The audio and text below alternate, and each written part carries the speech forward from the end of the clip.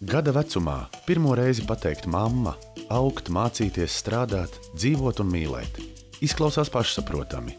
Taču daudzi mazi puikas un meitenes, kam ir uzmanības vai garīgās attīstības traucējumi, ar pūlēm mācās noturēt karoti, bez bailēm kontaktēties ar cilvēkiem un vienkārši runāt. Viņu vidū ir 7 gadus vecā Dārija.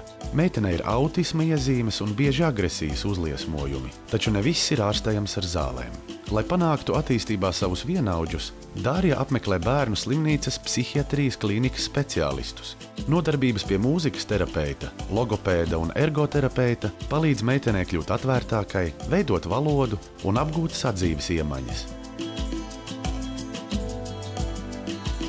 Dārijas māmiņa cer, ka ar laiku meitene iemācīsies uzticēties cilvēkiem un attīstīs loģisko domāšanu. Psihiatrijas klīnikā strādā zinoši un aizrautīgi speciālisti, taču apstākļi ir pārāk tālu no vēlamā un nodarbību klāsts varētu būt daudzveidīgāks.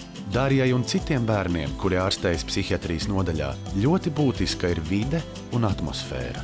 Lai iemācītos citiem elementāras ikdienas darbības, nomazgāt rokas, aizpogāt apģērbu, uzsmērēt sviestmaizi, ir nepieciešamas īpaši aprīkotas telpas un īpaši sagatavoti speciālisti.